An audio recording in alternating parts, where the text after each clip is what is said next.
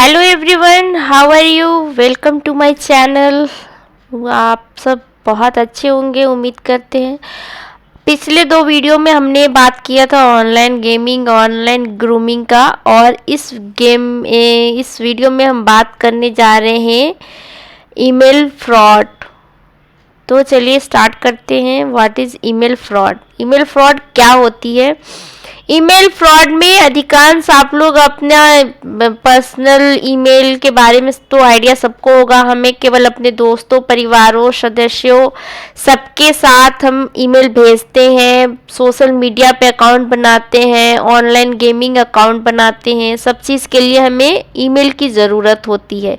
हमारा ईमेल खाता हमारे जीवन का सबसे अभिन्न अंग बन गया है। जैसे आप बड़े होंगे, आपके ईमेल खाते की उपयोगिता भी बढ़ती जाएगी। आप अपने ईमेल खाते का अपना उपयोग बैंक, मोबाइल, अन्य सेवा के द्वारा जुड़ने के लिए, कॉलेज से संपर्क के लिए और आदि के लिए इसका यूज करेंगे। अपने ईमेल खाते की सुरक्षा के लिए भी नॉलेज होना बहुत ज़्यादा ज़रूरी है।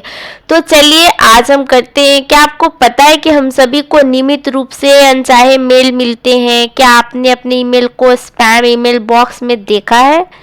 अगर नहीं, अधिकांश ईमेल जो होते हैं, बहुत सारे स्पैम बॉक्स की सुविधाएं होती हैं जहां पे आपको अनवांटेड मेल भेजे जाते हैं। और ईमेल धोखाधड़ी बहुत आम और कम खर्चीला तरीका है। साइबर अपराधियों द्वारा व्यक्तिगत लाभ के लिए या नुकसान पहुंचाने के लिए ईमेल भेजा जाता है और उसके साथ आपको समझौता करना जरूरी नहीं है। तो चलिए ये कैसे काम करता है, किस प्रकार से ईमेल फ्रॉड होता है, आज की वीडियो में हम सीखेंगे।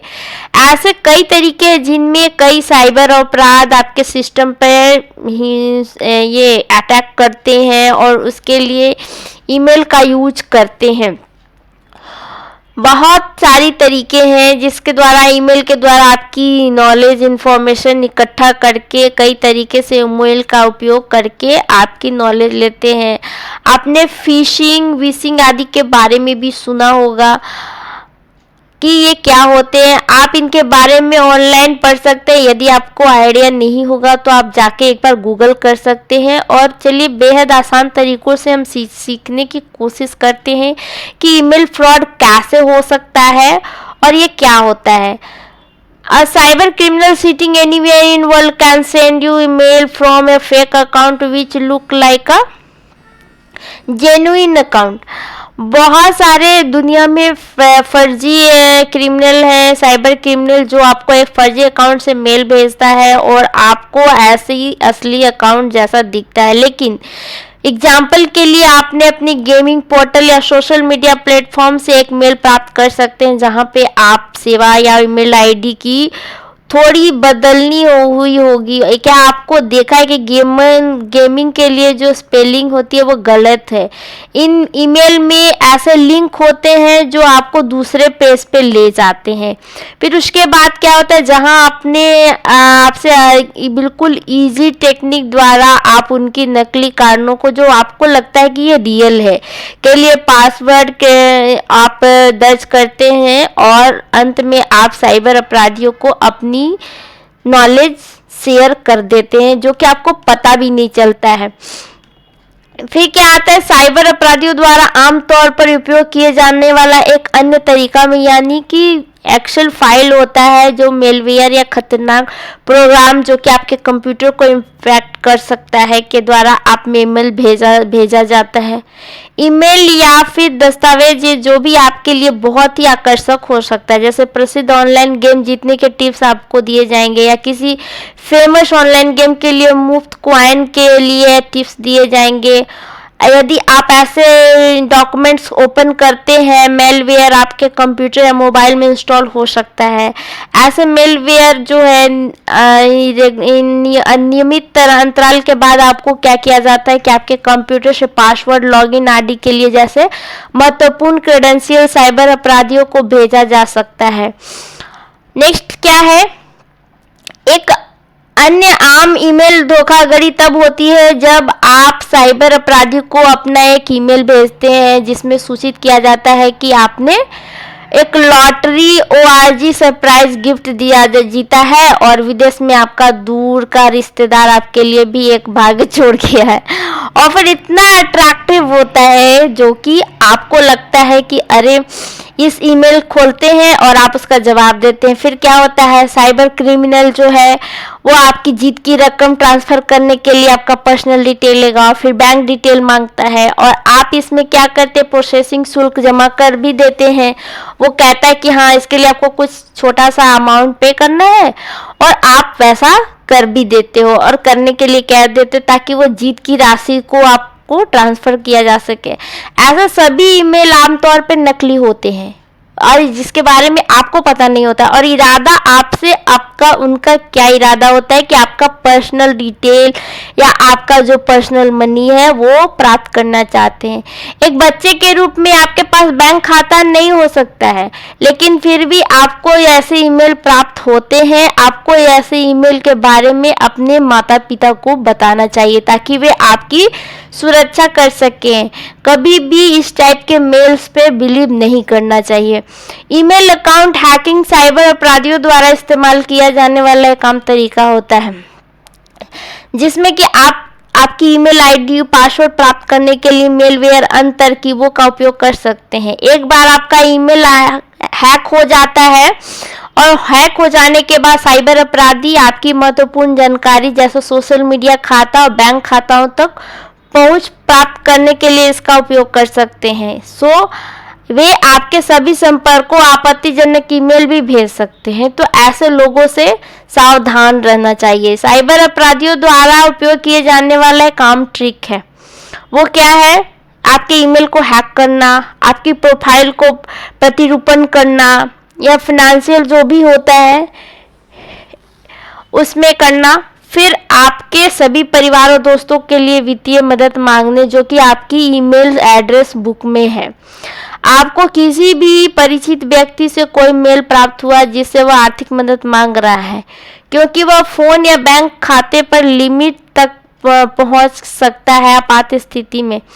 ऐसे ईमेल धोखाधड़ी के बारे में चिंतित है तो चिंता करने की जरूरत नहीं है। आपको जागरूक होना चाहिए और सावधानी बरतना चाहिए जिससे आप बिना किसी डर के ईमेल का उपयोग कर सकते हैं। आपको सावधान रहने और पालन करने की ज़रूरत है। चलिए आज की वीडियो में हम चर्चा करते हैं कि आप खुद को इस ईमेल की धोखाधड़ी का शिकार बनने से कैसे बचा सकते हैं। Don't forget to share these suggestion with your family and friends। अपने फ्रेंड्स और फैमिली के साथ ये सजेशन शेयर जरूर कीजिएगा। फर्स्ट इम्पोर्टेंट चीज़ क्या है कि आप खुद की ईमेल आईडी को सुरक्षित रखना है ताकि इससे हैक या समझौता न किया जा सके। इसके लिए आपको एक जटिल पासवर्ड या एक ऐसे कॉम्प्लेक्स पासवर्ड का उपयोग करना चाहिए जिसे आप समय समय पर बदलते रहना चाहिए। पासवर्ड 1 2 3 या आपका नाम या डेट ऑफ बर्थ आपके अपराधियों के लिए अनुमान लगाना बहुत इजी होता है। तो एक स्ट्रॉन्ग पासवर्ड सेट करने के लिए अल्फा न्यूमेरिक यानी कि अल्फा ABCD भी होना चाहिए और न्यूमेरिक यानी कि नंबर का भी कॉम्बिनेशन, लेटर और नंबर कॉम्बिनेशन मिक्स कर करके करना चाहिए। लॉगिन के लिए क्या करना चाहिए, लॉगिन के लिए आप 2 फैक्टर ऑथेंटिकेशन का इस्तेमाल कर सकते हैं। यह सुविधा अधिकांश ईमेल सेवा प्रदाताओं द्वारा प्रदान की जाती है। 2 फैक्टर ऑथेंटिकेशन के बारे में आपके मोबाइल फोन पर जो पासवर्ड और OTP के साथ अपने खाते को इंटर करने की अनुमति दी जाती है। यह एक अच्छी सिक्योरिटी सर्विस है जो आपके खाते को सुरक्षित के साथ साथ आपकी मदद भी कर सकती है। अपने ईमेल अकाउंट का पासवर्ड कभी भी किसी से शेयर नहीं करना चाहिए। पासवर्ड साझा करने से आपका ईमेल खतरा में पड़ सकता है, तो अननोन व्यक्ति के लिंक या अटैचमेंट पर क्लिक नहीं करना चाहिए। यदि आपका ईमेल खाते तक पहुंचने के लिए अपने मित्र या कंप्यूटर या साइबर कैफे में कंप्यूटर का उपयोग कर रहे हैं तो ये आप सुनिश्चित करिए कि आप जो पासवर्ड या पॉपअप याद है या लिंक नहीं क्लिक नहीं करना चाहिए। जो आमतौर पे जब आता है, जब आप नए कंप्यूटर से लॉगिन करते हैं तो कभी भी किसी कंप्यूटर पे अपना पासवर्ड याद रखने की अनुमति नहीं देनी चाहिए। इसका मतलब है कि उस सिस्टम पे आपने खाते लॉगिन तो किया है लेकिन पासवर्ड की आवश्यकता नहीं होगी। उपयोग करने के बाद हमेशा अपने ईमेल खाते में साइन ऑफ करना याद रखना चाहिए। कभी भी जब भी कहीं भी आप कैफ़े में भी यूज़ करते हैं, अब तो खैर कैफ़े की सिस्टम ख़त्म ही हो चुकी है, शायद ही लोग कैफ़े जाते होंगे।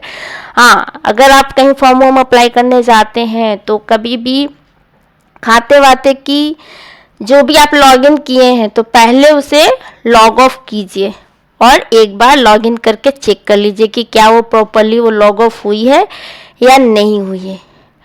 यदि आपका ईमेल हैक होता है या ऐसा किया गया है तो इसके बारे में आप सभी संपर्कों या अलर्ट ईमेल मैसेज है उन्हें भेज दीजिए ताकि मेरी ईमेल आईडी हैक हो गई है और अटैचमेंट जो भी है वो खोले नहीं है। अगर सहायता पृष्ठ के माध्यम से तुरंत अपने ईमेल सेवा प्रदाता से संपर्क करें और उनसे अनुरोध कीजिए, रिक्वेस्ट कीजिए कि वे आपके ईमेल खाते को अस्थायी रूप से ब्लॉक कर दें। अपना पासवर्ड पुनर्प्राप्त करने का प्रयास करें और तुरंत अपना पासवर्ड चेंज कर दीजिए। Never install unwanted software and app from unknown sources. जब भी आप किसी भी सॉफ्टवेयर को अननोन सोर्स से और कहीं भी क्लिक करके फाइल रिसीव करके मत डाउनलोड कीजिए। कब आप अपने ईमेल संदेश को ज्ञात व्यक्ति से प्राप्त लिंक या फाइल पर ही क्लिक नहीं करना चाहिए।